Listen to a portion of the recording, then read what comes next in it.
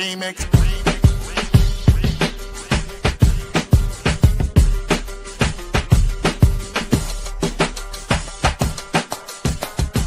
Remix. Remix. Remix.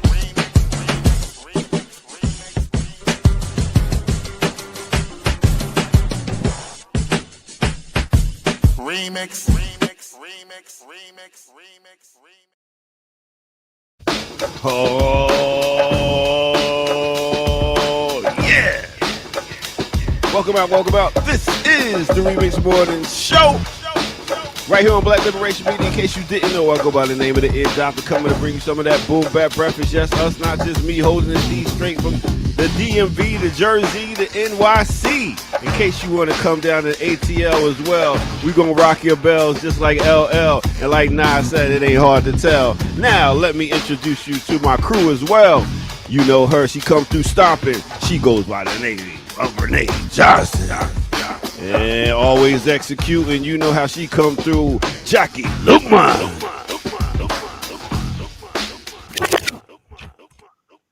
Greetings and salutations. Yes, also to you. That was so formal, Jackie. Yeah, I know. I don't know where that came from. I didn't even know what to say to that. Hey, y'all. I'm sorry. I don't know where that. I was kerfuffled. Oh no, Kerfuffled. it's way too early for that right now. Wait a minute. Sometimes I reach into my lexicon of words and I just two in a row. What? Oh. He practiced that. You know he practiced that. Wow. I feel a little set back by your I can't find another big word right now, so I'm gonna stop. Your lexicon is not. It's not. My bag is very short. I reached into it. I was like, God damn, ain't no more. It is what it is, man. So how you doing today? I'm doing. Okay. I mean, yeah. Here I am. Here I am. Uh-oh. We almost seen You almost have a Almost. Listen, I was about to clip that and put it out. They'd be like, we seen her. Yeah, she is real. Yo, we would have had mad views. One day, y'all. One day. One day. Although if people come outside, I'd be outside. Look at that. Ain't nobody coming in your tree-lined streets. No, I ain't talking about it by house. I'll be out doing stuff. But you know what I always get? I get the same thing. Even A-Rob did it to me. Oh, you tall for real. Like, I am. I mean, that's at least you don't get, oh, you sounded a lot taller than you are. Yeah.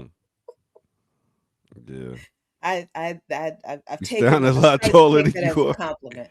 Wow. Okay. That's nice.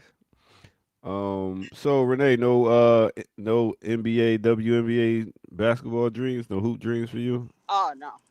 No. I mean, I played in high school. Oh, what? That's what I'm saying. I contemplated for like a second walking on at when I was at school, but them chicas got up at 6:30 in the morning and ran to South Campus for practice, and I was like, "Oh, you want me to do that when I have an academic scholarship? I'm good. Oh, damn. I'm good." Excuse me. I was like, "I'm good." I concentrate on these books. Basically. Yeah. Cause what is it with academic scholarships? If you don't perform a certain level, you get they'll take it. Shit? Yeah, they'll take it back. Oh yeah, just like every scholarship, you fail to meet the requirements that you agreed to win that scholarship. Yep, they give you a little bit of grace period, but to fix it. But they'll yank it. You know what was the funniest phrase? Indian givers. Like Indians really gave Indian, Indians got took. But that's what it is. It's like they give you something and then take it back. That was a wild phrase. I was like, y'all really gonna say the Indians did it? Givers? And then they known for giving and taking? Come on, son. Those are the pilgrims. Chicken I, pox. Blankets. Blankets in the, yeah. I mean, those were the givers. Anyway. it is amazing how the colonizers who committed all these crimes then turned around and called us the criminals. We are Right? criminals. We're the weirdos. We're the liars and all this kind of stuff. And the problems of this country are all at our feet. And we're like, Yo, they like but we ain't magicians. asked none of y'all to come here. We didn't ask to come here. Nah, I mean they're real magicians. And they pull the wool over everybody's eyes. They, like you said, they got us thinking we the criminals. Like shit, we prisoners of war. Anyway, I mean, I I don't don't, disagree. I don't want to. I don't want to get too deep this morning. Mm, That's what my mhm. uncle used to say when he's like, I don't want to preach too hard this morning. Y'all ain't listening. And then he used to talk to the lights. He's like, let me talk to the lights because they ain't listening. Big up to Uncle Willie. R.I.P. Thank you for your wisdom, Uncle Willie. Thank you. You know what I Appreciate mean? All right. it. So, what we got going on today, ladies? Last time I seen you, you was doing Darker Than Blue, talking about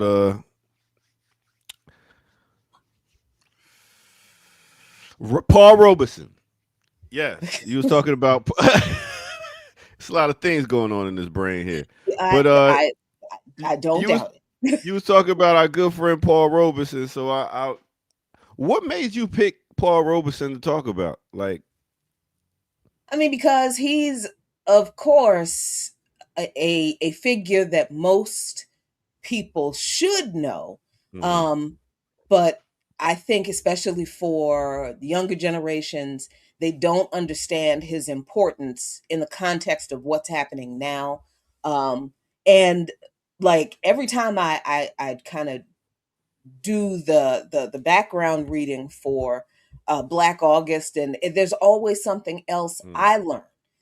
So I really needed to bring up that history of the lawsuit that mm, he filed to get his passport renewed, um, and the lawsuit that actually reversed the decision or mm, against him that was not his lawsuit, and how that does factor into kind of the racialization of anti-communism in this country. So I wanted to, I don't want to always talk about McCarthy and what he and his cronies did.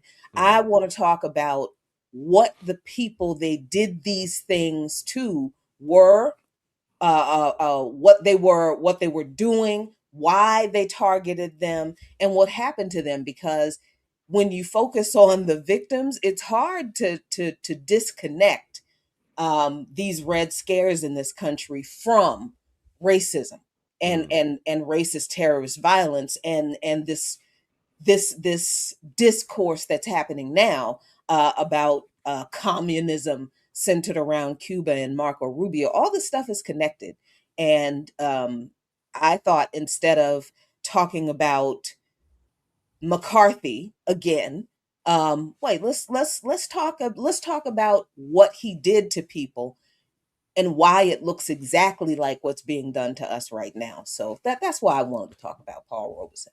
I definitely want to know more about him. Even this comment right here, he was exiled, even though he was a Black American.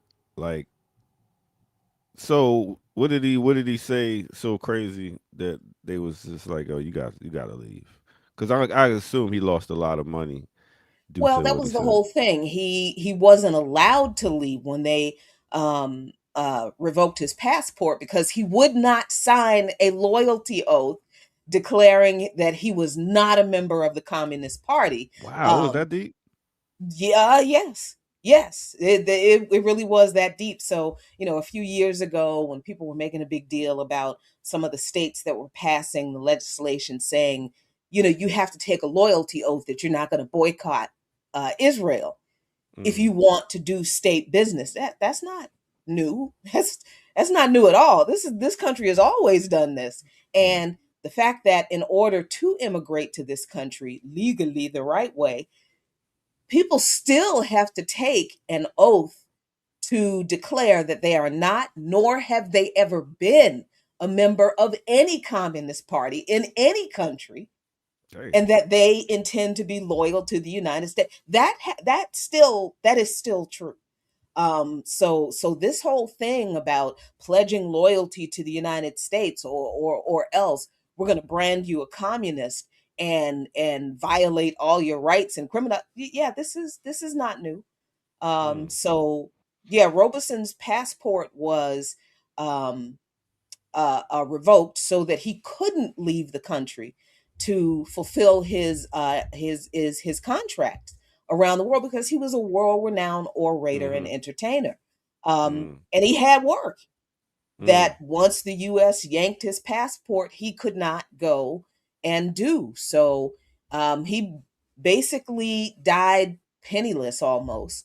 But his passport was eventually renewed, as I talked about in last week's Darker Than Blue, after a white guy filed a lawsuit for the same reason. His passport was not renewed for the same reason. He was a leftist.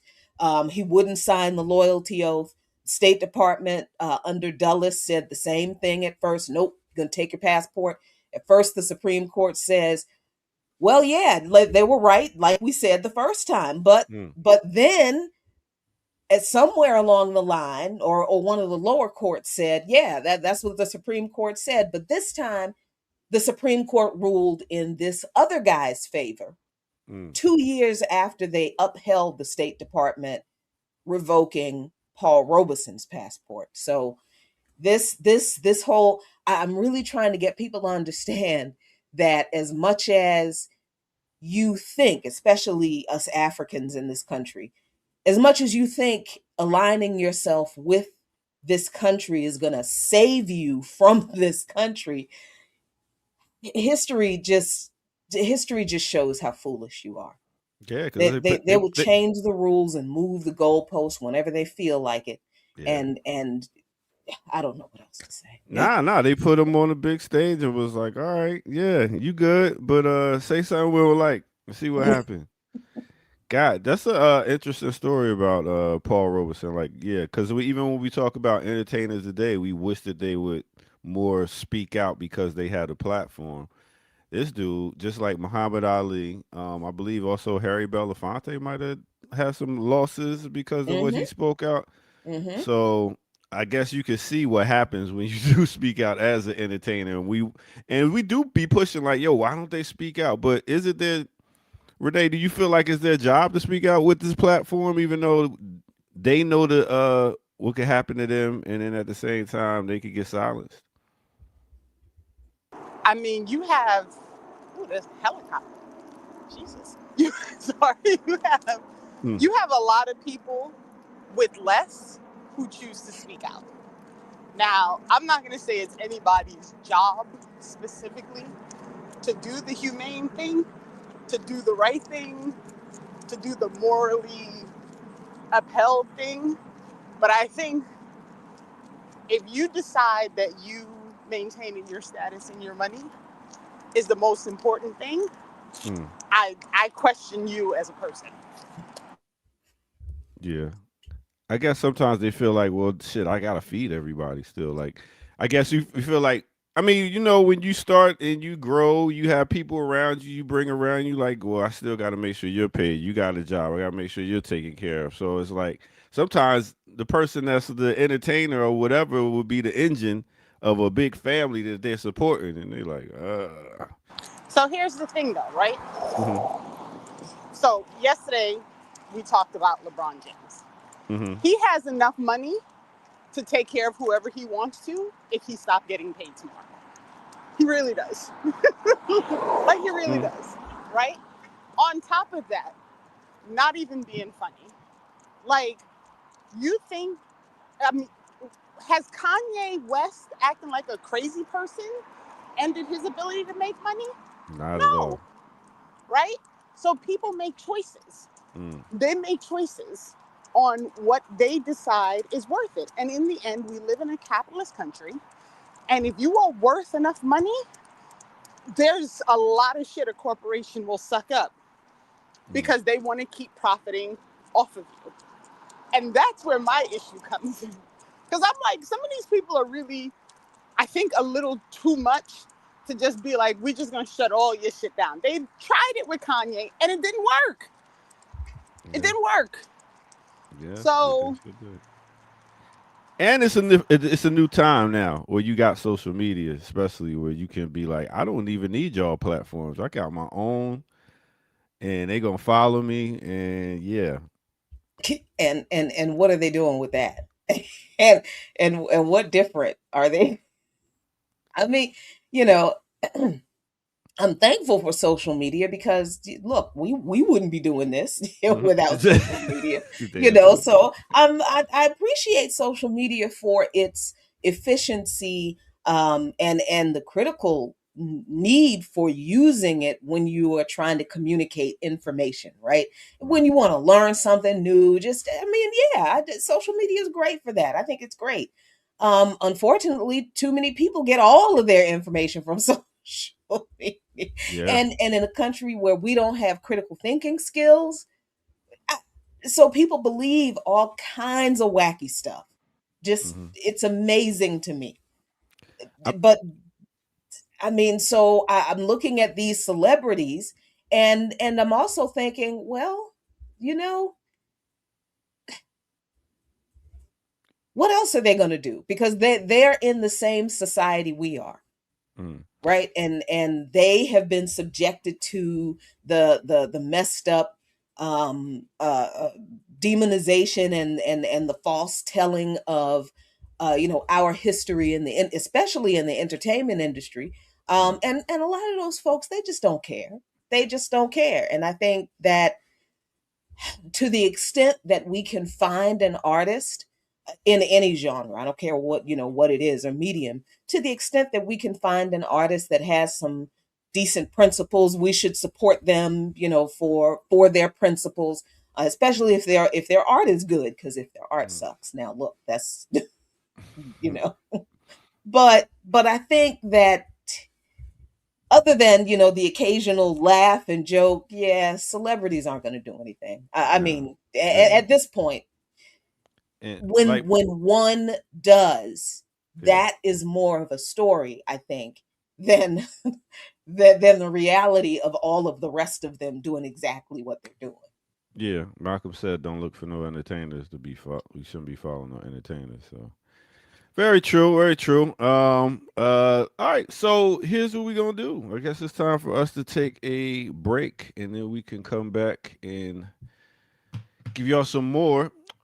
Right here on the Remix Morning Show. So let's do that right here. Let me push the right buttons here this time. Let's do it. Oh, there's the right button. Yes. Oh, Lord. Just. Let's go.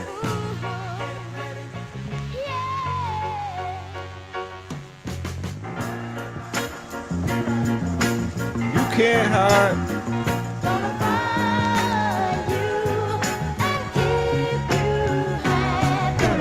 All right, welcome out. Hit that like button, subscribe if you're new to the channel. Go to patreon.com, become a member over there and get footage that's rare. And donate where? At blkliberationmedia.org. Show your love. Thank you very much. And go ahead and get you some merch. As you can hear right there, we're going to do a quick artist spotlight. This right here is straight off the album Jackson 5's third album. They got real creative with the title for this album.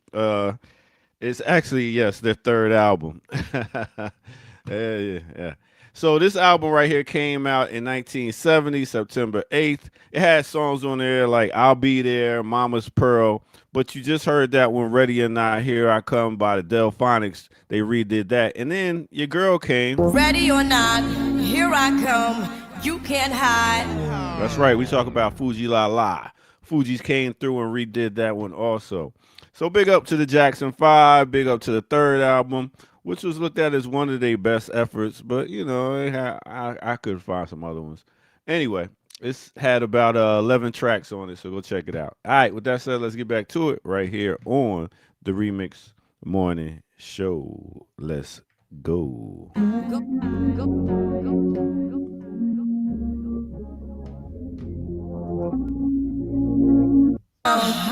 can't hide.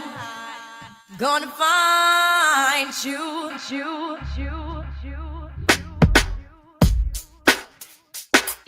Yeah, yeah. All right. Yeah, they got real creative with that album title. Third Oh, album. hey, third one. Joe's like, God damn it, just name it the third album. They were sitting around, but Jackie, I think that we should name it. No, Tito, we should name it. It's like, God damn it. Let me go get the belt. No, let me see. Stop slandering that man like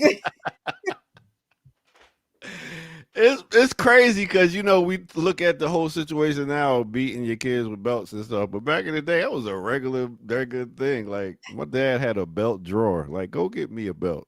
I'm about to whip And- your ass. and this is where the phrase "when you know better, you do better" comes in. Because man, just because you survived your parents beating your ass, it doesn't mean you turned out okay. We didn't turn out okay. None of us turned out okay from that. Nope. Because you know why? Because we're still advocating for beating kids' asses. They do think their asses beat. They a little reckless sometimes at the mouth. And you be like, oh, you wouldn't have said that if you got popped in the mouth, would you? Yeah, you know it too, Jackie.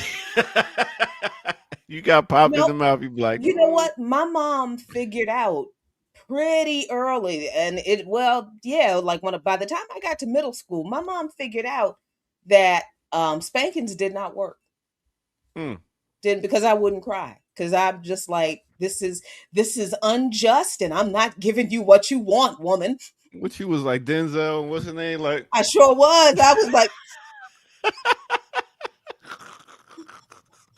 glory.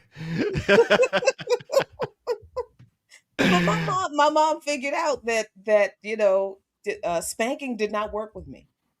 So my mom started, and she wouldn't do it to be mean, but she understood that this is the kind of stuff that's really important to me. If I did something really, really terrible, like flat out disobeyed her, it was, I am really disappointed in you. I thought you could make better decisions than this. Oh my God. I just broken. Sorry. I know Renee mom used to be like, go Panyard and get me switch.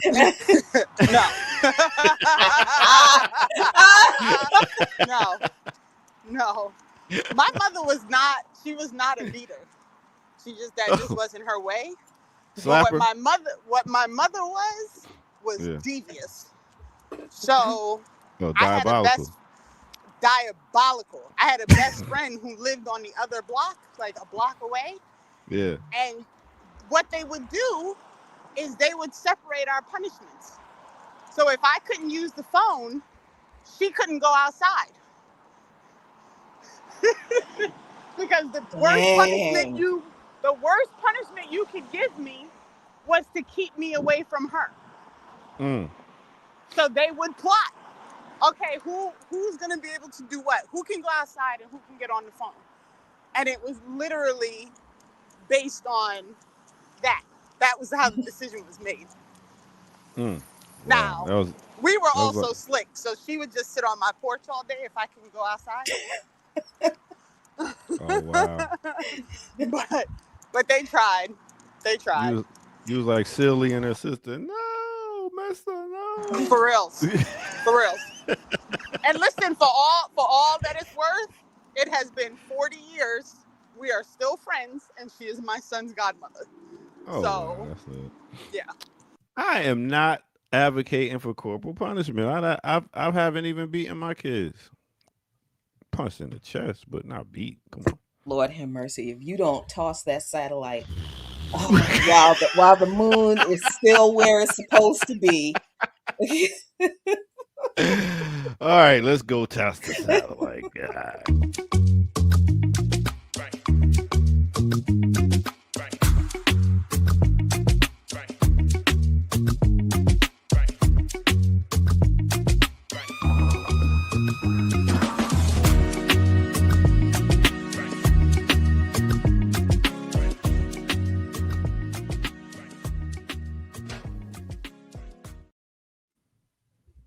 All right, welcome back. This is the Remix Morning Show. I'm the Ear Doctor. That's Jackie Lutwin. That's Renee Johnston.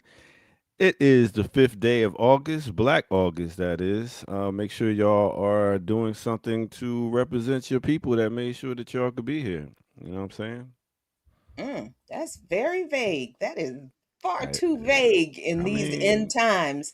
Don't be giving people that much latitude, especially not during Black August. so Study, fight, train. Don't be making okay, stuff. so Don't be that making nothing up. Study, fight, train. study, fight, train. I go with that. See, look at that. Learn something new every day. Ooh, All right. Lord. I Have folks out here throwing Huey P. Newton cookouts with those terrible AI mean, flyers. Don't you ooh. do it. Black There we August go. block I'm party. like, why are you giving him ideas? Why? I don't know. Let me Hey. drink some more coffee and straighten myself Hey, out. speaking of, I'll be DJing an event later today, a wind down Wednesday ATL. So if you're in the ATL area, come on out. Go to my Instagram and you might see a flyer. Got to put one up. All right. Mm. Oh, look at this. Oh, my bad. Let me stay out the chat room. Ear Doctor encourages corporal punishment, defends black bougie entertainers, and promotes anti-science bullshit. But always wonder why people in the chat have smoke for his ideas. Anti-science? You can't believe in spirituality and science? You gotta pick a side? Damn. Y'all, some people are just stuck. All right. We get off y'all way. And stay out of the chat. So, One day he was like, Renee, get out the chat. right. You talking Because about not following your own advice. Yeah, man. Yeah, man. Oh my God. Anyway, y'all.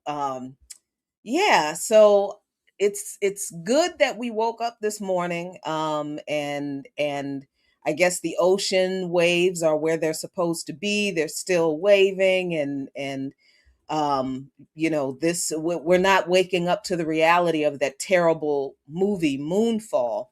I'm so sorry I mentioned that movie because it is so awful. But Can I as I just tell you mentioned, how I just watched that crazy ass movie? I did not Literally. understand. I was like, what is this? And what is happening? And why does she have so much makeup on? Because they're trying to hide how old she is. What is going on right now? What is happening? I could not understand why I was seeing people mention that horrible movie because the movie came out a few years ago and it just went nowhere. It was straight to streaming, right? And it's got what's her face in it, Halle Berry, and she's terrible. It's terrible. But all of a sudden there's all this interest in this movie and I think Netflix had it as like one of the top, but one of these streaming services had had it as one of the top stream movies. I'm like, who the hell is watching this shit? I really think it's just because it was Halle Berry. And people were like, ooh, she's an astronaut. Let's watch this. It was terrible. Y'all, it was terrible. Terrible. It was terrible, but I mean, I am glad that we have not woken up to the plot of Moonfall because I mean, because apparently the SpaceX rocket crashed into the moon in an unintentional collision. I guess this they're expecting this to happen because that's the trajectory of the rocket. A 4-ton piece of discarded SpaceX rocket that has been floating in space since last year is believed to have unintentionally crashed into the moon at high speed in a collision that poses no danger to Earth, but was expected to blast out a new lunar crater. The object, the size of a building, is part of the SpaceX Falcon 9 rocket that had launched a lunar lander from the US company Firefly Aerospace. I am so offended that they use the name of one of my favorite movies ever for this disgusting capitalist company. But anyway, toward the moon in January 2025. The rocket body was due to hit the moon about 6:35 a.m. What does BST stand for? I forget. Anyway, crashing into its surface at 5,400 miles per hour. That's 8,690 kilometers per hour. The impact was predicted to kick up a miles-long plume of lunar dust, while illuminated by sunlight would be difficult to spot with the naked eye from Earth. Well, shoot, if I can't see it from Earth, then I don't care about it. I mean, are we going to be concerned at all about things floating around in space and hitting our like celestial objects? Like, is anyone going to be like, this is probably problematic that we have things floating around that they're like, oh, it's just been floating around in space for a year. We just waited for it to hit the moon. What in the hell is going on? Renee, do you remember Skylab? Yes, I do. And do you remember all of the commercials, the PSAs, especially the radio ads? I will never forget that jingle. That some radio, it had to have been DC 101, because I listen to DC 101 all the time, and they had this jingle for Skylab that it was like this comedy, but it was also like this ominous kind of sci-fi thing where it was like Skylab. It really is what it was. But for people who don't know, Skylab was probably, I guess, in the modern era, the biggest a re-entry of a satellite, or a what do you want to call it? Some lunar thing that the United States threw up in space. I was going to say it was like a lunar probe or something like that. Yeah, and they just kind of left it in space, I think, like they do with a whole lot of shit that they put up there, and it's just floating around, and it fell to Earth eventually. I can't remember if there was some kind of malfunction, but there was a big deal, decades ago, and I'm in high school or middle school when this happened. So yes, some of you are too young to have remembered this, because some of you weren't even alive when it happened. But it's funny to be of that generation who remembers the controversy, the panic, the news coverage, and the warnings about all of the space debris. That was a conversation that was being had in the news and in the media back then around Skylab, all of this space debris that's eventually going to fall to Earth. How are we going to protect ourselves? Well, I guess apparently nobody gave a shit about that after Skylab didn't. Girl. And some, Didn't break every the now and earth in again, because I'm really not like, I'm not by any means a person who understands like what I'm looking at when I stand on the ground at night and look up. But somebody said to me, some of that shit, some of this, like, those aren't stars. That's just like shit up there that we've sent out into space. And I was like, please tell me that's not true. I don't want to know that. I was like, what the hell? I mean, the more, and these things, the more you know about the military industrial complex, and the way that you don't want to see a map of what scientists estimate the atmosphere around Earth looks like because of all of the satellite. That just adds a level of hopelessness to this dystopian nightmare that we are living in. But it's wild to me that this story is being reported as if it's like, shit crashing into the moon. Like, why is that? Why is that not? I don't know. I guess I was hoping for some level of existential outrage, but I Wait, guess that's where my were you waiting? naivete. Were you waiting for the corporations and the media to care about the fact that we have shit hitting the moon? I know, yeah. And I struggle with my naivete still, apparently. I think I'm just looking for the thing. Like, what is the thing that is going to get people to be shocked at something? And okay, apparently that's not it either. So moving on. We were talking before we went live about the races in Michigan, Missouri. Wait, is it Michigan or No, it's Missouri? Michigan. It's Michigan. Okay, Because, Michigan. I mean, not that I actually have any faith in any of this shit, but it's interesting to watch people sweat. I'm all for that. Because they sweating, waiting for the final word to come.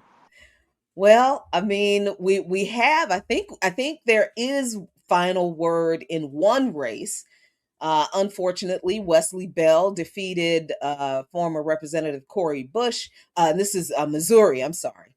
See, this is I cannot keep these states and these races and these people straight in my head because it's just so much fuckery all over the place.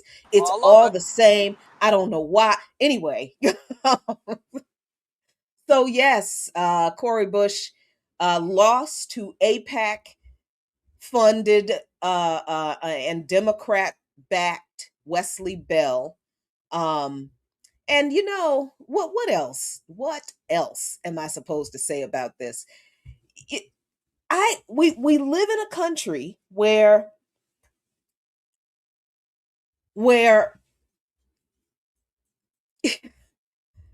live in a country that is supposed to be this bastion of freedom and liberty and democracy that holds elections based on every principle that's opposite of that. I'm trying to find a good way to say that we don't have a democracy when Israel interferes in your elections. I mean, but the U.S. government and Federal Elections Commission only cares when we're being influenced by Russia, who gets to tell us that racism is a thing. They don't it is. So one, I was actually kind of surprised when I found out Cori Bush was running again. Actually, surprise is not the word for it. I wasn't really sure what her motivation was. I was like, why are you doing this to yourself? There is no way this is going to work. Because this is the same man who, when she was running for re-election, told her he wasn't going to run. And then he decided to run. And then he started taking money from people. And so I was like, what did you think was going to happen? But she went forward. I am not shocked by the results of this race. I don't know if there was going to be any benefit at all to her winning outside of she was at least willing to say genocide. She was willing to say the things. But this whole, I like Jasmine Crockett rolling her eyelashes and wigs to Missouri to tell people they have to support Bell. Like, girl. Oh These my things, God. man. I can't. I can't.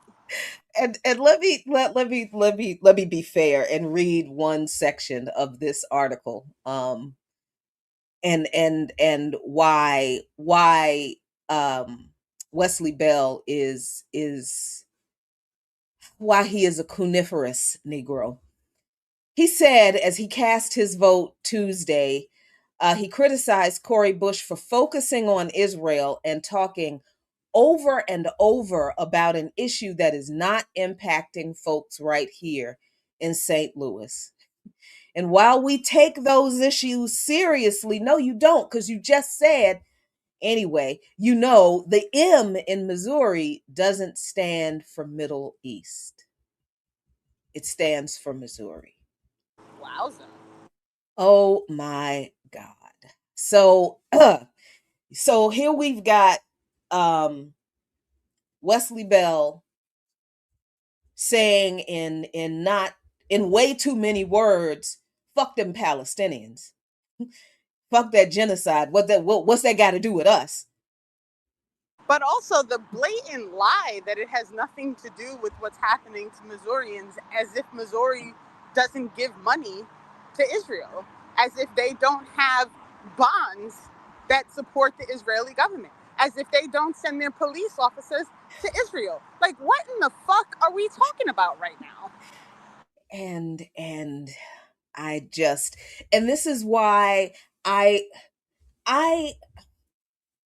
this is why people like Jasmine Crockett and everybody in the Congressional Black Caucus, this is why they piss me off. One of the reasons they piss me off so much, because the questions you just asked, the things you just raised, that Wesley Bell was absolutely just fucking lying about, just those are the people, the CBC, the Jasmine Crockett's, the ones who have the microphone, they have the seats at the table. If they're supposed to be our so-called representation, why aren't they the ones setting the record straight for this bullshit that Bell is talking about, these issues of genocide that Israel is implicated in, as the same entity is implicated in the over-policing and the police abuse of our people in Missouri. In Missouri? Israel ain't got nothing to do with Missouri? Seriously. With the Missouri people and what? So as much as, you know, I expect Wesley Bell to say what he says because he is AIPAC's candidate, this is supposed to be the role of the other Black so-called representatives, the Black media, the Black press, and if Black celebrities were going to say anything, this would be the point at which they would say, well, you know, wait a minute now. All that money that's being taken from, you know, public schools in our neighborhoods, and the books taken out, and our people and our kids and our schools can't even talk about the history of Israel. People can't afford their rent, but our money can go to give health care to Israel. See, that's what these other folks are supposed to say, but they can't, because they are also on the payroll of AIPAC and the Democrats and they're all the same people. They're all in the same club with the Republicans that everybody claims are fascists. I'm not saying they're not, but if the Democrats are in the club with them too, and if the Democrats support the same things that the fascist Republicans support, even when it's Black candidates who support those things, how are they not fascists too, y'all? And that's that's the conversation that I feel like whenever I'm arguing with people about the problems with this two-party system that we are living in, and they don't understand that the Democrats only have to be left enough of the Republicans that they can say they're on the left of something. That's it. That's the goal. They don't have to change shit. They don't have to do shit. They don't have to be honest about shit. Like, none of that matters. And this is happening. We are having this conversation, this realization about these people and how absolutely, utterly captured the Black political misleadership class is. I mean, I hope you see it now. I hope you understand what we have been saying when we have called them the Black misleadership class. Glenn Ford wasn't kidding. He wasn't kidding. He was absolutely right. They have been captured by these folks all this time. And so these are the people who are being elected who we think are going to do anything about this kind of stuff. Right? Like, you think the Wesley Bells of this political system whose campaign was bankrolled by a white supremacist, illegal, settler colonial, apartheid ethno state. You think that man is going to do anything about mass shootings that are being carried out still by not a bunch of unhinged, fatherless Black children, but against where's the thumbnail?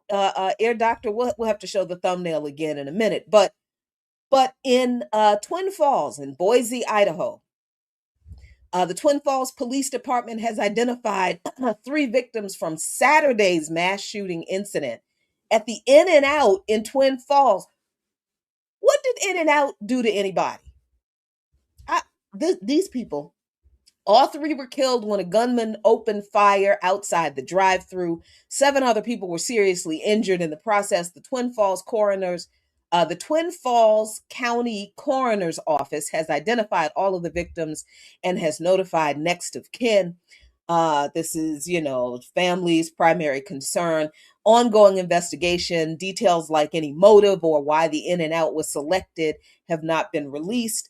So they don't really know a whole lot. But again, who keeps doing these mass shootings?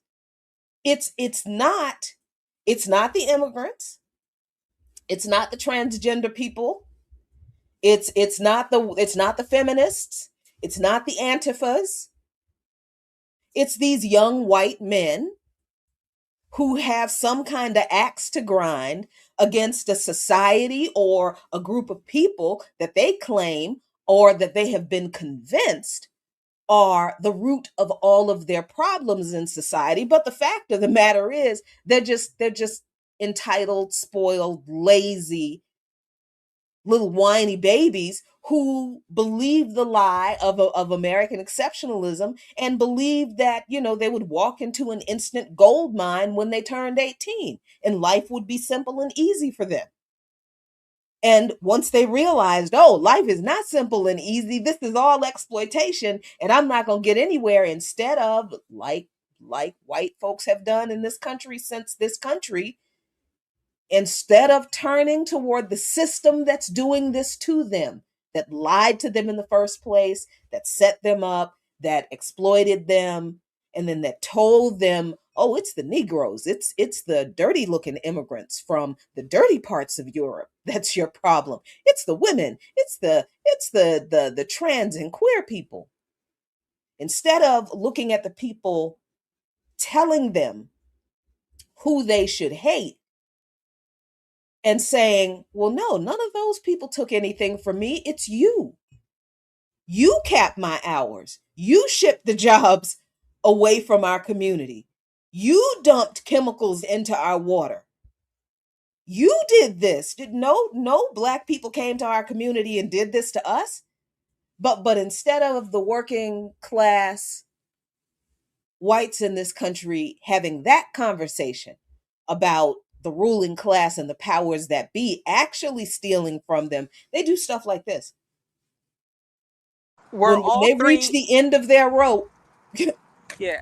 So, because I'm on my phone, and so I couldn't read. Were all 3 victims Black? Of course. And then the person who was shot in the parking lot was not the one who, because there were an additional number of people who were shot but not killed, correct? Yes. Yeah, there's a whole lot that I think is like 6 or 7, right? Mm-hmm. But if we're going to talk about, our elected representatives, our elected representatives doing anything, especially folks like Wesley Bell, who, again, his campaign is backed by the most violent group of people on the planet, the Zionists. And we expect Wesley Bell to do anything about gun violence that is perpetrated by mostly white people, mostly young white men. We expect the CBC to do or say anything in response to these white politicians who are always bringing up, the broken families and the lack of education and all this kind of silly bullshit when crime happens in Black communities. But it's our representatives who are supposed to be in these halls of power, since they got a seat at the table, setting the record straight. And they're supposed to be the ones telling these people, no, y'all need to get your house in order and stay out of ours. But see, Wesley Bell and Jasmine Crockett and the CBC, they live in the house. They live in the masses' house. They don't represent us. So I know that was a roundabout little detour that I used. But this thing about why things continue to happen in this country that politicians don't pay attention to, it's because there is no opposition party in this country to raise these issues, and that now there is no longer a section of what everybody understood or thought was the opposition party. There is now no section of that party that is supposed to be the conscience of that party for the nation, because it should be the CBC and the Black and the progressive and the Hispanic and the marginalized people's caucuses of the Democratic Party pointing out this story and every story like this, and looking at the comparison in the way that ICE is being deployed and whoever else is involved in that crap, because all of them people ain't federal agents. They Proud Boys. And I think it's important to point out, because I can see the chat, this is not white on white mass shooting. A white man killed 3 Black people in Idaho. Which is why I asked the question, to be clear about what exactly happened. And as we're clear on, Idaho is not a bastion for Black people. So he went searching. So let's just be very clear on this, right? And we may get some thoughts and prayers, y'all. We'll see. Maybe there'll be some thoughts and prayers. But I mean, they didn't even say that in the article.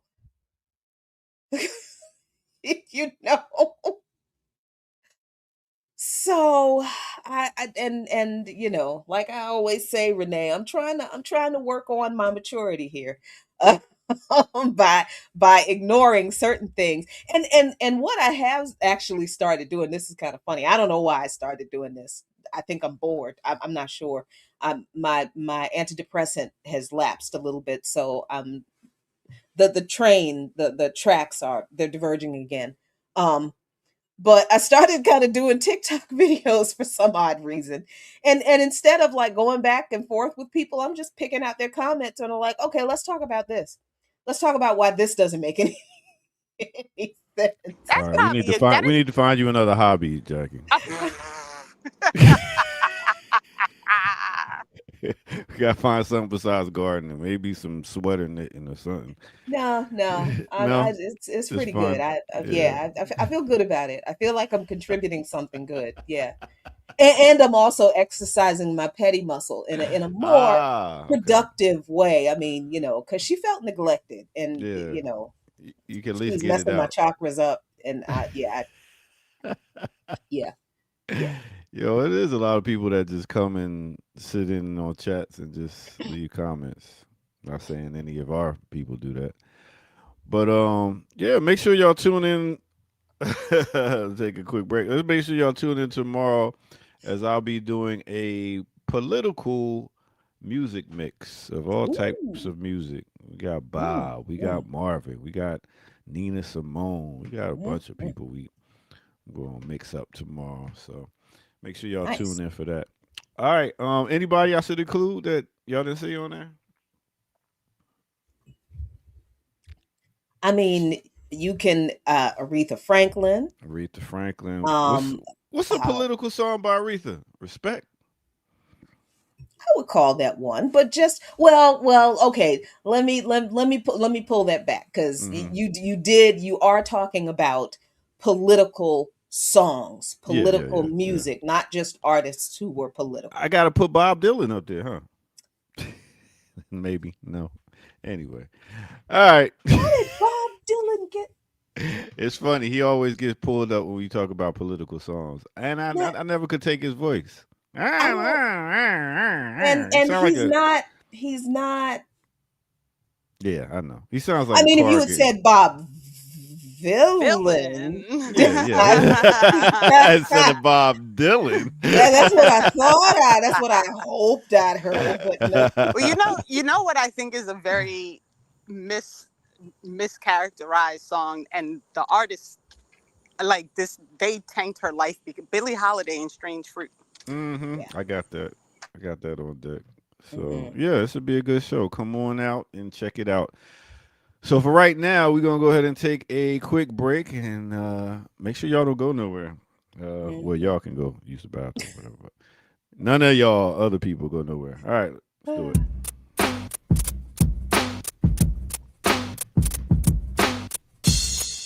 It's time for a remix on the remix. Let's do it. She doesn't want me around. She's got something to hide. I think she wants found someone to take for a ride. I'm too experienced to be taking for a stroll. To experience someone to rock and roll. To experience to be taking for a ride. And I know it's not my foolish pride. All right, let me take you to a time and place. Let me take you back to the year of 1998. We talk about with our man Barrington Levy. Yes, the name of that song is To Experience. It's on the album To Experience, the best of Barrington Levy. Mixed with a little bit of Just Ice, going way, way back, taking you there. Hit that like button, subscribe if you're new to the channel. Go to patreon.com, become a member over there, get footage that's rare. Donate where? BLKLiberationMedia.org. Show your love. Go ahead and post this up. Let people know this is the show to be watching. Sharing is caring and caring is sharing. All right, with that said, let's get back to it. Let's go.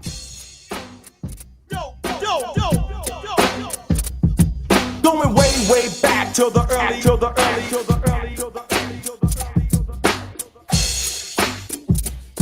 Oh, there we go now. Hmm. All right, all right. Very nice. Yeah. So another a lot of different reggae artists could also be in this mix tomorrow. Bob Marley, you talking about Capleton, Sizzler. I could keep going. Anyway, I mean, there are plenty of plenty. really good political songs across genres. I gotta So, put war. Good God, mhm, y'all. yes, absolutely. All Yeah, right, I you got do. you. I got you. Say less. Hmm. I see. He want to hear my suggestion.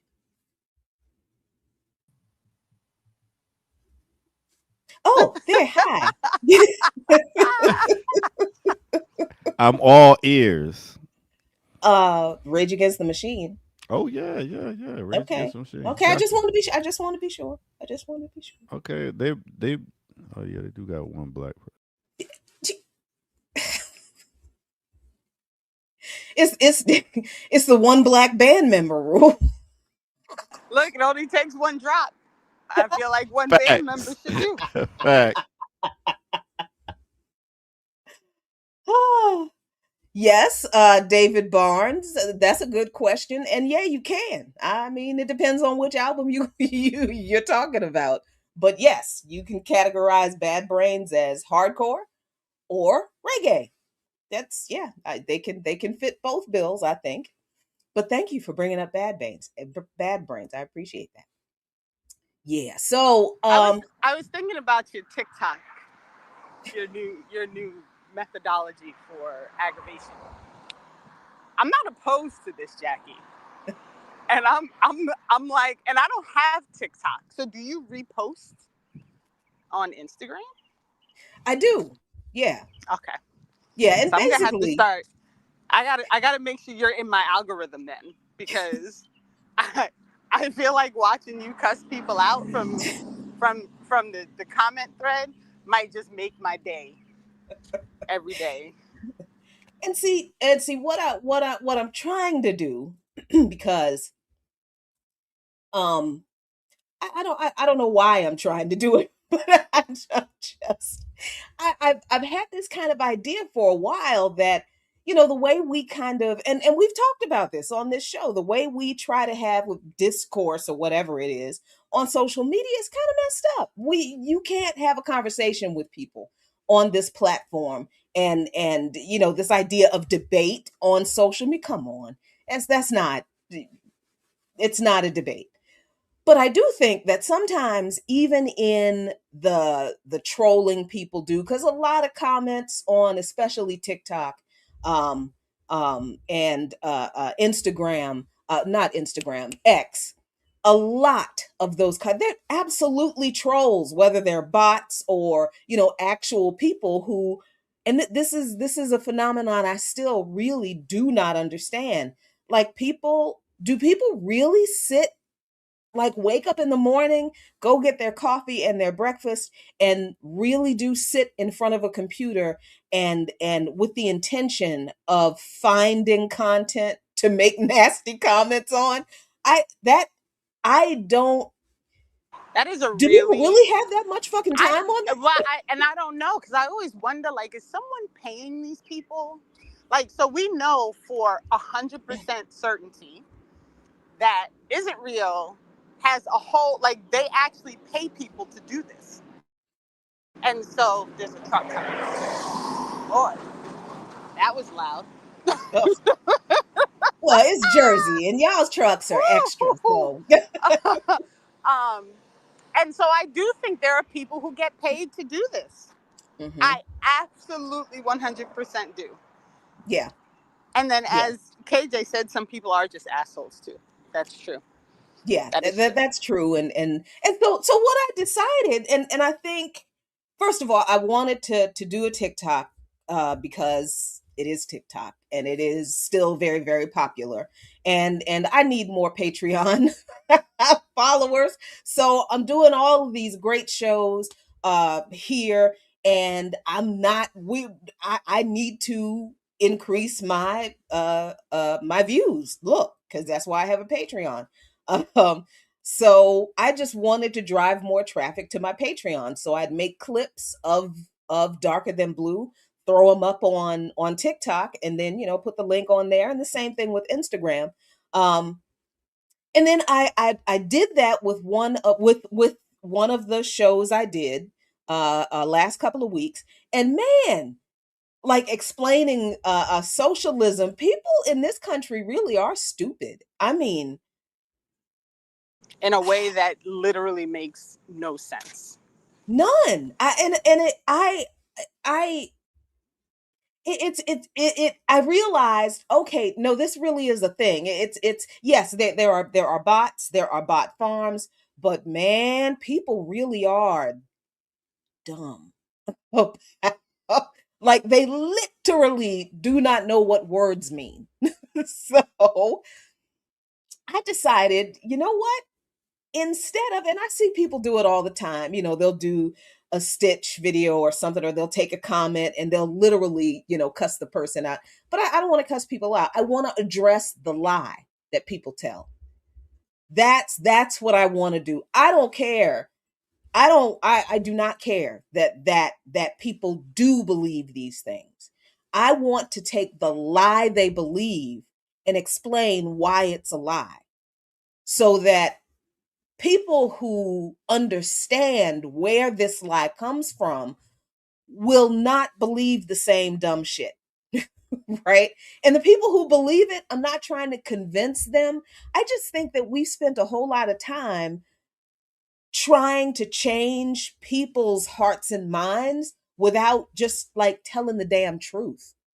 And in this kind of debate culture that we have online, there's all this focus on proving people wrong and owning people online and that kind of stuff, and who has who one up somebody else, in an online debate. But the truth, the facts are lost in that, I think. So that's why I kind of did it. And I kind of thought, this actually makes me feel better than just, looking at the comment and telling people how fucking ignorant they are for believing, for literally being afraid of something they have no idea what it is. And so I think that part for me is always the one that I'm like, how do people get like this? How do you get to a place where you are completely against something, and when somebody says to you, okay, define it, you can't even define it?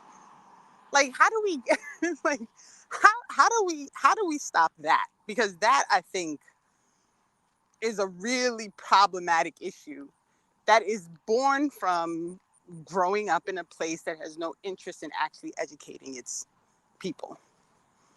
Mm-hmm.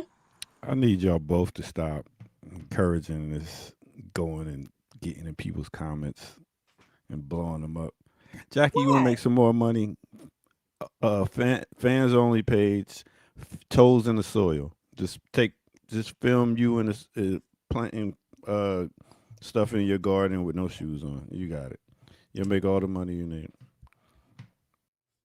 What? Why? Why? What Why in the world can't? just happened? What just happened? I don't know what just happened, but I I don't know. I feel like I need to repent for something. I don't I know. do think, though, Jackie, you're giving me an idea, because I wonder if we should not here, as in Black Liberation Media here, be investing some energy into doing very short, simple explanations of the things that we talk about, and then leading people to say, like, you're darker than blue, that does a deep dive on that thing. I like it. I like. Oh, I can't stand him. You know what? hey, Next time, I can't stand him. hey, Rob said, not ear doctor trying to pimp my feet. That's pretty funny. I probably could. And yeah, I actually just did another little video. I'm trying to get better at marketing myself. God, it's just these kids, and doing all this social media stuff. It is, I can see how people get kind of obsessed with it. But yeah, it's a nice way to kind of get, information out there.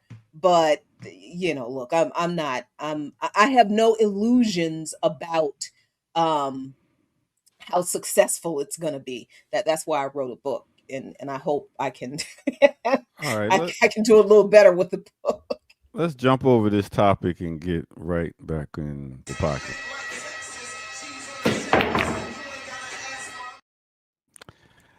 All right, did y'all see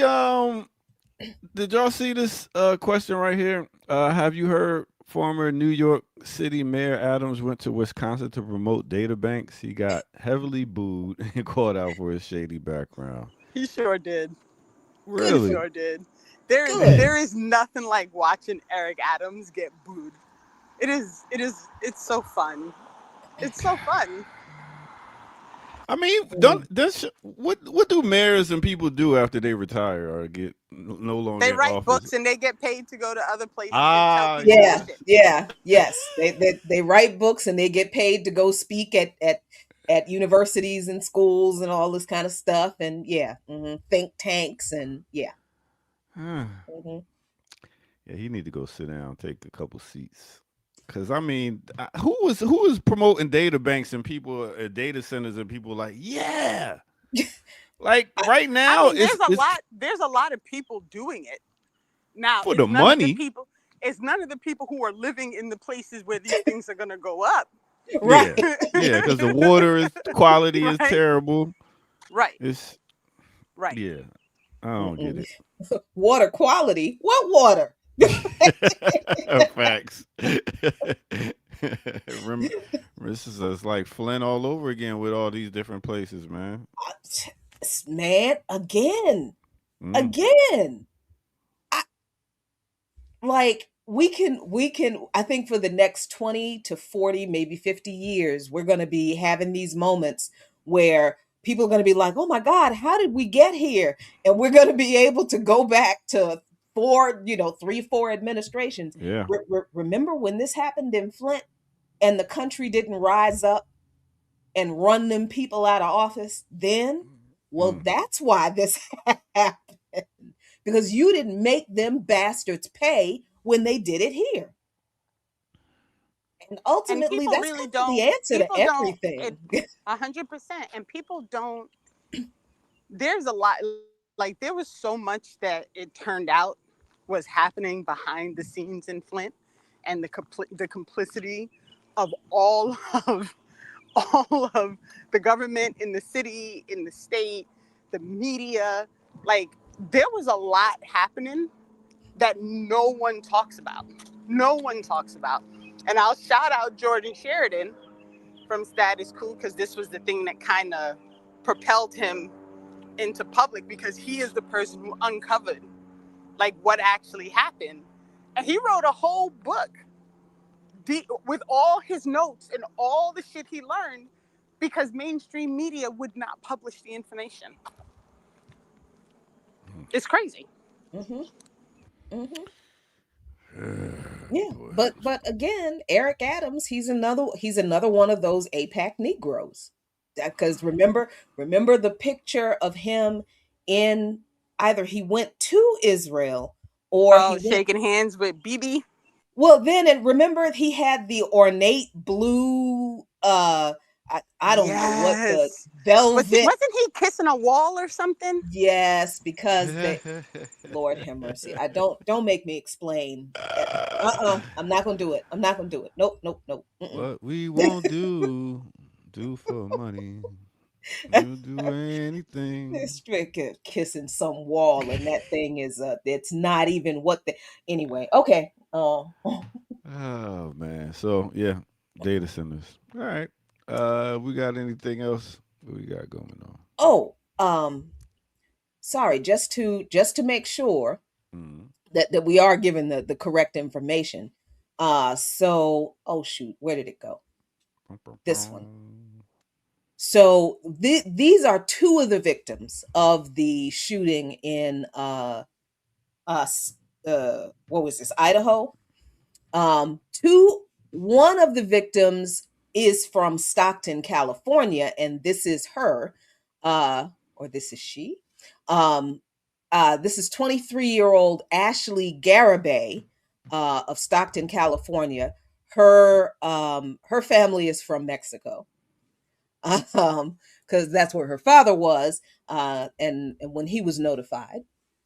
And then the other person looks like this guy, Austin James, also has Northern California ties. He went to Brigham Young University. I don't see a picture of the third person, so I just want to make sure we're not, giving people incorrect information. In Idaho, it looks like the people who were shot were not they weren't black, but with at least one person. She's not white either. So Understood. Yeah, Well, and that's why I asked, because I couldn't see what was going on the screen. Yeah, yeah, because there was nothing in the first story about any of that. But the point was, I hope I made the point clear. I mean, every time the Republicans demonize our people and make excuses for why law enforcement treat our people the way they do, our so-called elected representatives should be throwing this kind of shit up in their faces all the time. Like, y'all need to leave us alone because you can't control your people. That's what, but they're not doing that. Okay. Thank you for thank you for indulging me that little bit of Well, correction I time. appreciate the clarification because we do not want to give bad information here. So yeah, the rest of the world is, of course, on fire, and we have not talked about Russia on this show for a while. But of course, they have been very busy fighting off Nazi Ukraine. I said what I said, and I've been saying it since 2014-15. In let's see, Al Jazeera reports that 1 killed, 12 injured in Russian ballistic missile attack on Kiev. Look at how long it took Russia to finally do that. The latest attack comes after at least 27 people were killed in both Russia and Ukraine earlier this week. This is a picture of the aftermath of the attack. The strikes early on Wednesday morning come after at least 27 people were killed in separate attacks in Ukraine and Russia earlier this week, with a 5-year-long conflict showing no signs of slowing down. Kiev's military administration said 7 sites had come under attack in the assault that began after midnight. Air raid alerts for Kiev remained in place for more than an hour. The city's mayor, Vitaly Klitschko, said 1 warehouse building had been destroyed near the city, and rescue teams had pulled 2 people from the ruins. In the surrounding Kiev region, another person was killed and 21 other people injured. Ukraine has in recent months urged its allies for more supplies of U.S.-made Patriot missile interceptors to protect its airspace against Russian ballistic attacks. What Patriot missile interceptors? Are there any left after the bombing of Iran? Okay. Zelensky met U.S. President Donald Trump last Tuesday, partly to lobby Washington for licenses to produce Patriots domestically. How? How is Ukraine going to produce Patriot? Zelensky said a lack of ballistic missile interceptors only encourages Russia to launch such attacks that take human lives. Oh my God. United Nations human rights monitors have voiced concerns about the rising numbers of civilian casualties, which have reached their highest level since Russia's full-scale invasion of its neighbor in February 2022. And this is why Al Jazeera is a fucking problem, because they are clearly way too committed to not straining the relationship it has with the US empire, right? So they're not going to frame the conflict in between Ukraine and Russia as a US EU NATO proxy war against Russia using Ukraine, with the full knowledge that Ukraine is and has been a neo-Nazi state. And they have been the progressives and the leftists in Ukraine have been trying to beat back that insurgent fascist faction in that country for years. They democratically elected a president in 2013, I think, who was not anti-Russia enough for the US. So the US had him cooed. And they gave weapons and money and legitimacy to the right-wing, far-right neo-Nazi factions in Ukraine. We talked about this for a long time. Victoria Nuland taking cookies, all this kind of stuff.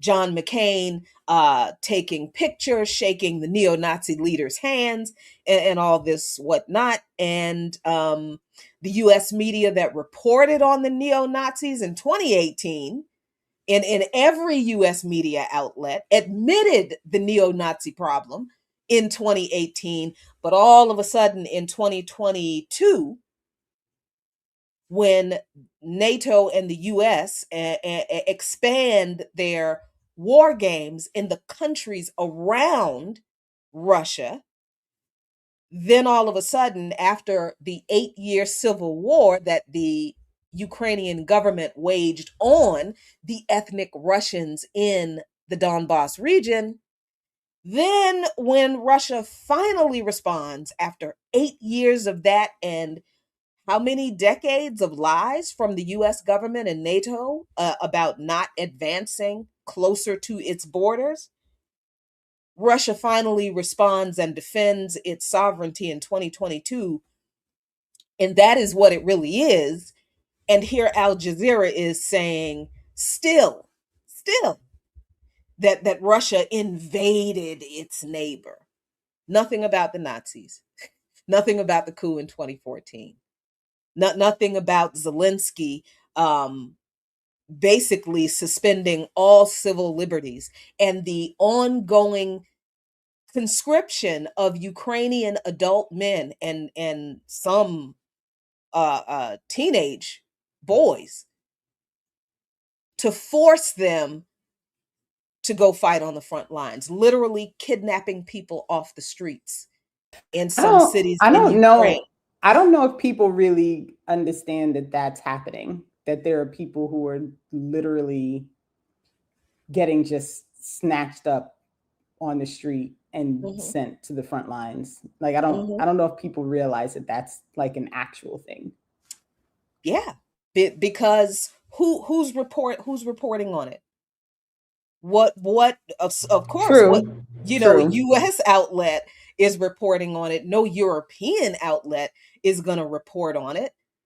Because first of all, man, how could a US outlet report on the state sending mass goons to kidnap people off the street and not have people in this country go, oh, well, if that's a bad thing to be done in Ukraine, how come we're doing it here? That's number one, why they're not going to report it. But of course, they're also not going to report on this, because then that would be evidence that we crazy leftists were right about this fascist Ukrainian government. Even under Zelensky, who is, yes, he is a Jewish man, but that doesn't mean he's not a fascist, which he clearly is. So yeah, people, you got people who are still on this, and some leftists who are still on this stand with Ukraine bullshit, completely ignoring the tens of thousands of ethnic Russians that the Ukrainians murdered because they didn't want to be a part of Ukraine anymore after the fascist coup in 2014. And Barack Obama stood in the floor of what, Congress, I guess it was, and said that he did not recognize the legitimacy of those elections in the Donbas region to secede from Kiev because of the coup in 2014. Of course, he had to say he didn't recognize the elections, because then he would have had to have admitted that there was a coup that he backed. So yes, you're absolutely right, Renee. Nobody knows in this country. People in this country don't know that in Ukraine right now, and this has been going on for years since this conflict has started, since Ukraine started this conflict for right. NATO, and since US. it wasn't the short-lived, they just like when they started bombing Iran, and it was going to be done in 3 days, Mhm. and it's been years, Right. and they started running out of people. So they were like, we're just going to take them off the street now. Mhm. That's the new plan. Mhm. Yeah. So that's the situation, and I think Kiev bombed Moscow a few months ago, and just again, I keep saying this, but I really do think that what we are seeing from the countries that are supposed to be the great evils of the world, Russia, China, Iran, um, the only reason we are not surviving a nuclear holocaust right now is because of their restraint. Right? This country and its allies are involved and have been involved in attacking and bombing other countries. There have been reports recently that the United States and its imperialism over the past, I guess 40, 50 years, responsible for almost 60 million deaths. And I think that is an underestimation around the world. 60 million deaths. And I really do think that is a gross underestimation. But these are the people who cause the most damage in the world and always have been in the modern era, but they've been telling us that Russia wants to destroy the United States. China wants to destroy the United States. Iran and all of those Arabs and Muslims in the Middle East, they hate the United States because of our freedom. And now it's the leftists and the communists and the Marxists and the Leninists and the socialists who are godless and they hate the United States. No, the United States hates everybody. That's what it really is. The United States hates the people. 100%. 100%. You know who the United States doesn't hate? The doctor. Oh. Wait a minute. Oh man, I'm just teasing you. I'm just teasing you, ear doctor. I'm just teasing you. I didn't even know what you were saying. I was back there getting something else put together. Next thing you know, I heard ear doctor. I was like, oh. You can't turn your camera on. You got to be ready. You're right. And am ready? Am I ready? There you go. There we go.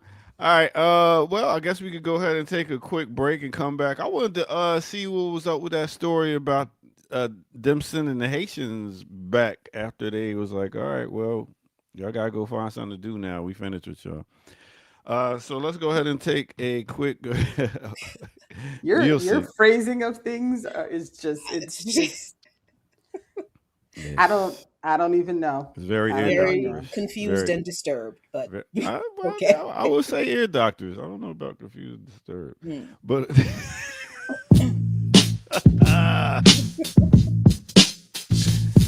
I made you look. All right, listen, I already told y'all before we got a bunch of dope shows here on Black Liberation Media. And as you have seen Jacqueline on the screen tell you about Darker Than Blue, in case you didn't get to see it, I mean, why not go ahead and check it out now? You want to know a little bit more about the man them called Paul Robeson? Go check it out, and she'll tell you what happened to him and his passport. Check this out. Federal court. On August 16th, 1955, a federal judge ruled that the State Department was within its legal rights to deny Robeson a passport. At a 1956 hearing before the House Un-American Activities Committee, Robeson said, quote, "Whether I am or not a communist is irrelevant. The question is whether American citizens, regardless of their political beliefs or sympathies, may enjoy their constitutional rights." End quote. And here we are asking that same question again, because as we see, this country never really answered. They never answered that question, did they? More on Darker Than Blue. Go check it out and get ready for another episode this Friday. All right, let's get back to it right here on the Remix Morning Show. Let's go. Keep statement, and I will making my name, my name, my name, my name, my name. Yeah. All right. I like your I like your background and your visuals on Darker Than Blue. It's very in your face. I like it. Thank you. As you can see, I like color and texture. I like brightness, Yeah. because the world is so dark. You ever been called colored? Yes. Hmm. Yes. I'm I've been like, called. Jackie grew up in Virginia. It's like, why are you asking? I know they'll call you a Well, nigga. Jackie's been called a lot of things, I'm sure. Yeah, that cause I was kind of wondering that because you are from the South, because I've been called a nigga. I got called a nigga once when I moved down here. Well, when I moved down to Florida, black people was calling each other niggas and stuff like that. And they said nigga, and I was like, oh damn. So y'all say that loosely. And then I was in the mall one time, and this crazy white dude was walking around and said, "What y'all niggas looking at?" And there was a mall that we got in a fight and kicked out of before, so I couldn't do nothing. Yeah. Yeah, that was the context that somebody called me that in one day. Yeah, down in Myrtle Beach. Oh, good old Myrtle Beach. I went there a couple weeks ago. Uh-huh. Looked like Yep. meth is all over, running rampant around there. I Yep. ain't lying. Me and Abdus hanging out at dinner, and we're kind of just hanging out, checking things out, and some drunk dude, what y'all niggas looking at? And me and Abdus at the same time, a piece of shit, apparently. Oh, y'all was ready to square up, huh? Look at that. You stay ready, you ain't got to be ready. Ooh, talk that shit, Jackie. Talk that shit. The first Nice. time that was his second time, because he had never been to Myrtle Beach before with his Jersey self, and I had to tell him, listen, this is the South, okay? So the racism down here is kind of different from the racism in the North. Yeah. So he's like, I'm from Jersey, girl. I was gonna say, I wonder sometimes when people think that like the racism is super different. I wonder sometimes, is that true? Is it different? Is it that there are enough places in the North where you can like escape white people? So when you're like, if you're in a community that's mostly black people, those things are not going to happen. And so maybe that's why. But then when you think that in some of the southern states, the black population is really high, and it's still, so I always wonder, like, I would love to see a study on this, like a study on like person to person racism, because I often wonder, like, is there really a way to pinpoint this is where that shit's definitely going to happen? I think it's more ingrained down south. Like they know. They're like, we don't like these niggas, and it's been like that for a while. And up north, you gotta you seeing niggas, you seeing Puerto Ricans, you seeing all types of things. So I don't know if it's the same. I really don't. Yeah, I actually think, because I used to think that it was different somehow, and I thought that because I live in Washington D.C. and I certainly experienced racism on the job, but it was not the kind of racism where just some random white person is going to call you the N-word. That's it. Where in the South, in some places, yeah, that is going to happen sometimes. But I also realized that my thinking was entirely informed by my very limited experience of where I was at the time. The older I got, the more I traveled around, and you go to a places in New Jersey where you're walking down the street, or in Philadelphia, you turn down the wrong street in Philadelphia if you want to. Yeah, facts. Right. You get chased. You get chased. Like, what you doing around here? Why are you here? Yeah, so I had kind of had to learn that, because Abdus has family all over New Jersey, so we went all over the place, and it's like, what? Wow, this is nuts. Mm, This is as bad as these people down south. So I think it's kind of the same. okay. Speaking of bad people down south, I did pull this one up right here. Haitian TPS holders in South Florida brace for the end of their legal status. Okay, so what's happening is temporary protected status was first granted to Haitians after Haiti's devastating 2010 earthquake because conditions in that country were considered too dangerous for them to return. But last month, the Supreme Court allowed Trump administration to end those protections. The ruling has left TPS holders bracing for an uncertain future and has also rattled South Florida's Haitian community, where the what was that? Lurt, that's a Haitian word right there. French, La Rue, I La, think. yeah, La Rue. I think it's Larue. La Oh, Rue. okay. Thank you. La Rue. Yeah, that's how you say Okay. it. Oh, don't. This is where Oh. Haitian immigrants work across the region's healthcare, hospitality, construction, and service industries. Man, you ain't lying. I'm just thinking like how it's gonna hit the hotel business. Mm-hmm. Listen. Home health aides, nurses. Mm-hmm. Yeah. So they all got there, they got comfortable, wound up finding jobs, and now they're gonna have to skate. Like, why not build spots for them to live there while they're there and they working? It's just like get them out of here. Crazy. But the crazy part is they are living and working in places. Right. Like, what are you talking? They're not. This is not. This is not like, there's a troop of Haitian refugees who are living on the street and like robbing people in South Mhm. Florida. These are all people who have settled. They have jobs, and yes, the word "all" is high. Like, I don't have a percentage, so take that as you may. But these are people who are working and living and contributing to society, if you want to use those terms. Like, this is not a situation when they say like they're gonna pull this status, you are pulling it from a majority of people who have figured out how to live here. Mm-hmm. And that's the part. And I'm like, what are we talking about right now when we say we're gonna remove this status? Now this entire group of people, I mean, it's not just isn't there another kind, I can't remember, it wasn't just the Haitian refugees, was it? No, Was there Syrian also. Syrian? I knew Yeah. there was a second. And so this like picking of people that you're gonna just take away everything. I mean, 2010 to now, that's a I was just long thinking, time. damn.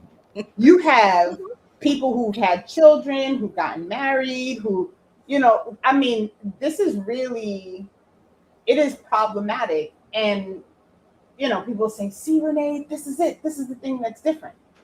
It's not, though, because if you put people in a status, and let's be clear, a lot of the problems that occurred after what happened in Haiti were at the fault of the United States and the Western countries who served no purpose but raised a whole lot of money to build houses they never actually built. Mhm. That said, there are ways that you could have set this up so that 16 years down the line, you couldn't have somebody come in and do this shit. Yeah, like put them on a track where they're getting status. They're working. They got. I mean, and you get them used to this shit after what 16 years, and be like, all right, get out of here. Well, I mean, I talked about this a couple of weeks ago with Kim Miller on Darker Than Blue. So go back and check that episode out. And I think we did that show. That show was done on the Friday of the 250th anniversary celebration of the of the 4th of July. So this is a continuation of the imperialists and the colonialists continuing to make Haiti pay for defeating them. Basically, these people have a level of petty that is unmatched, because that is really That is really all this is. This is settler colonial racism.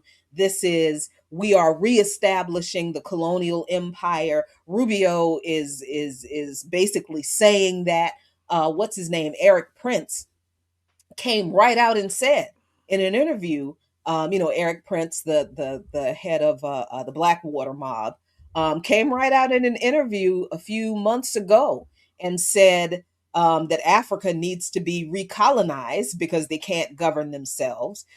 Some white evangelical pastor said in a sermon a couple of weeks ago that maybe it's time to recolonize Africa. Not to enslave the Africans, but look at them. Look at the mess that made. So this colonial attitude of like, the reason they thought they had the right to colonize other people, they still believe this. They still have it in their minds. So please understand that none of this makes any sense, because it isn't based on any kind of real logic. It is based solely on the pursuit of profit, the pursuit of power, and the continued relegation of liberation struggles of working class, poor, and formerly colonized people, to keep them as close to a colonized state, a neo-colonized state, as they can, so they can continue to exploit them. So yeah, they got to get these people out of here, because it's easier they ain't got to do nothing about them once they're back in Haiti. They need those people to work in those sweatshops in Haiti anyway. So the other thing that I wonder about, and this is, as I'm always trying to figure out where is the other side of the benefit of this. So the United States now, for the better half of the last decade, has been trying to force its own imperial structure upon Haiti, right? And so when you see all the gangs and this and that, and this has been an ongoing project for decades. And I am also wondering if part of this is some plan that somebody came up with, that they were going to try and reflood Haiti with people to see if they can cause more chaos. And then, because in the end, that's always what they do. They create chaos in a place, and then they use that chaos as an excuse to impress upon the people their own imperialist structures. So I am deeply curious about what machinations they came up with that made them think, well, if we send a whole bunch of people back and we force them to go back into Haiti, where they're already struggling, there's already not enough resources, they already are having problems trying to maintain what has to happen in order for them to try and get their own sovereignty back, if this will help their overall plot. And what's crazy to me is, this is all the Americas. Like, fighting to get your own place. Like, hey, ain't Haiti part of the Americas? Ain't all these islands in South America, and they all the same place? You just mad because I guess that's like the South beat in the North in the Civil War. I mean, losing to the North. I mean, not really, because the South and the North, they were in on this shit together. So they had a little gentleman's disagreement, a little family squabble, and then they made up with each other after the family squabble. And they made up with each other and agreed to screw us over continually. Haiti, they were like, no, we're not going to be any of y'all slaves. None of you. We're going to beat all of you.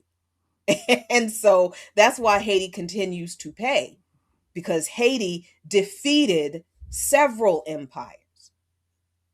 And of course, the slave owning class did not want Haiti to be the example for their enslaved people, right? Because they were already having a hard time controlling their plantations, because People don't want to be enslaved. So the enslaved people rebel, and our people rebel all the time. And at first, let's remember the history for those of us who don't know in this country. When Haiti's revolution first was successful, first happened, and Haiti gained its independence, Thomas Jefferson and the U.S. government were like, "Hey, congratulations for them." This is that they shrugged off their colonial chains like we did. And then, because the US had trade relations with Haiti at first, but then the slave owners kind of realized, like, you know, maybe it's not a good idea that this nation full of enslaved Africans defeated several European empires. Maybe that's not the best press for us over here. Right. Maybe we don't want to, our enslaved peoples to be inspired by that. Then these niggas start thinking they could do something. So that attitude toward Haiti, that attitude toward the global South, the people's revolutions in every global South country, this attitude toward the liberation struggles on the continent of Africa, Cuba, Venezuela, all of this anti-communist, anti-socialist, it is all about hatred of people's movements against colonial and imperialist oppression. It's all connected. That's why I love what's going on in Burkina Faso. Your man's like, France, get the fuck up out of here. We running, we doing our shit. How about that? Y'all colonizing days and culture is over. We got it from here. So big up. I mean, yeah, and it's we try to be, we actual leftists, and I gotta find another. I just go ahead and call myself a damn socialist and get it over with, because who knows what the hell the left is in the United States. But we have to be very careful that we do not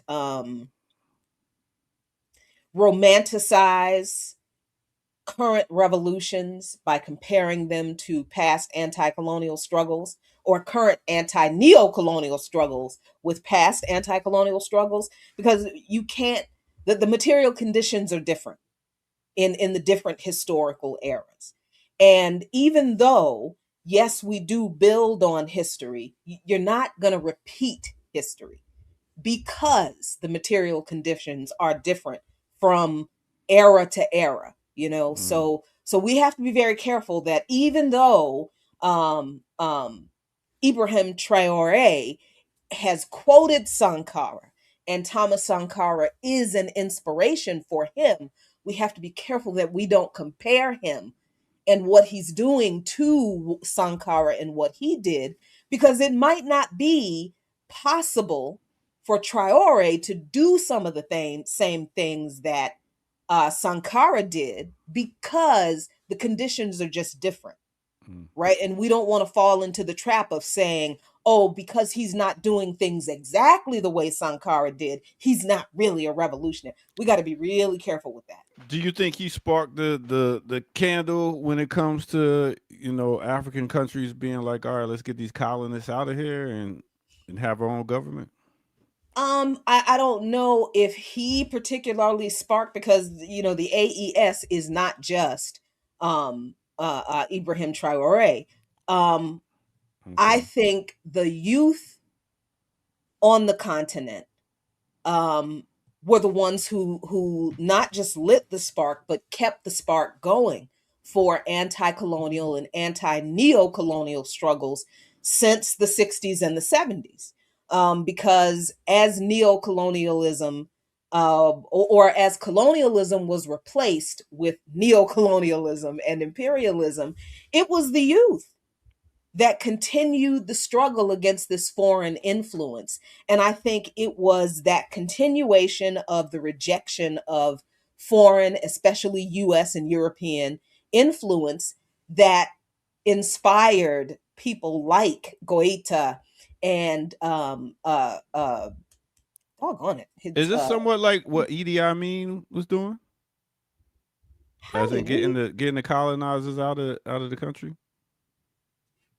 Well, I guess he started. Mm. Yeah. I'm not sure how we got. No, we was talking about getting colonizers out of your country. I mean, then Idi Amin was like, "Yo, y'all got to get the fuck up out of here." He did say that, yes. Yeah. Yeah. Look at me like I'm crazy. I know a little bit of history here, Jackie. You know I am. Just I enough am, to ask. Just enough. Not to only a ask member of Black Liberation Media. Weird example, but okay, I'll allow it because you know. you know, I drop jewels here and there. I'm just saying, don't get your history from a movie. I'm just saying but those are facts. I'm just saying, as in looking at different resistances and different people movements they made, as in getting colonizers. He was one of them. He's one of the people they could look at. So, yeah, okay. Did he do it the right way? Was it done right? I mean, I think these are lessons that we could look at and see, you know, who actually could pull it off right. Okay. These are the moments that I want everyone to know where I truly appreciate not being on camera, and that I could just stay muted, and I could just look at Jackie's face, and Jackie's face says, it says all of the things. It's great. Oh my Lord Jesus! I so appreciate it. I don't understand what I'm saying. This is crazy. Yes, you do. No, I don't. I really. We're not playing that game. Yes, you do. That's okay. I really don't. I'm trying to understand who had the best tactics of getting colonizers out of their country. We first started talking about how Haiti did it. We talked about over Burkina Faso. You was talking about Saqqara, and I'm like, all right, well, let's keep going. Who else did it? Am I not on the right track here? You're on a track. Okay. Yeah, that's what I'm saying. So let me cook. When I'm cooking, let me cook. You don't have to eat it, but we're gonna let him cook. This is okay. Thank you, Dre. Thank you, Dre. It's a fair question. God, boy, I tell you, boy, we want to learn and ask our seniors for some knowledge. You know what I'm saying? They shun us. Who shunned you? Ain't nobody shunned you. I just felt like using that word. What's coming up on Darker Than Blue this week, Jackie, before we get up out of here? The heck if I know. I'll probably still be talking about this Red Scare business because there's so much more to discuss, and I'll probably have Anthony Rogers Wright to hang out with me because there's these elections. They have some consequences, and they'll probably talk about that on Friday. Okay, all right. Maybe by then we'll know who wins the Michigan primary. I know, because they're still counting. I've been checking. They're still counting. Although I feel like the lead has definitely it's expanded since I looked before we got started this morning. So okay. I'm out of the loop. What's going on in Michigan? Y'all talked about it. We did not. Yeah, we did not. We got. Okay. We talked about Missouri because Michigan actually still hadn't been called. So, but real quick, Abdul El Said is running against the current rep Haley Stevens, and Stevens is fully backed by the AIPAC. I think has taken like $30 million.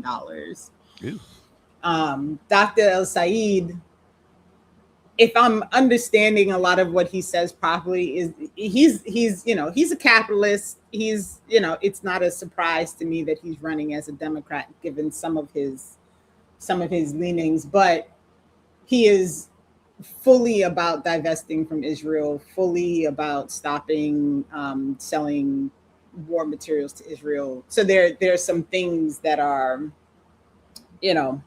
people are raising as this is the dichotomy now within these Democratic primaries. Either you support Israel or you don't support Israel. Either you take money from AIPAC or you don't take money from AIPAC.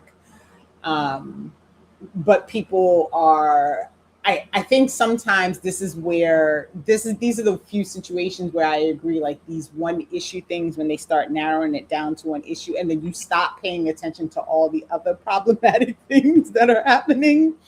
Yeah. That's when it gets, and this is why, the Democrats and Republicans, again, shout out George Galloway. One of these days, I'm going to get like a text from him that says, you stay quoting me, stop it. But two cheeks the same ass. I just, it's not, so he is a Democrat who at the least does not support a genocide in Israel. And so, does not buy Israel in Palestine. Let me make sure I'm very clear on that. Yeah. And he has a good chance to win, you're saying? Well, he's up now by it's in the double digit thousands now, because it was under 10,000 when I looked this morning, and it's I think up over 16,000 now. So it'll be interesting to see how it all ends. But they were calling it early in the morning, and then I guess some more stuff started coming in, and so they backed down. Like, oops. And now they're like, oh, it's too close to call. So, It almost makes you believe in the system of voting, maybe, huh? I don't know. Who we talking about? Because I was just explaining to somebody yesterday, I was like, voting is like a popularity contest. It almost makes you believe, like, sometimes you'll get voted in if you got the right policies. Maybe not, or you just got more money, or you just got more money behind your campaign to put you out there. Yeah, basically.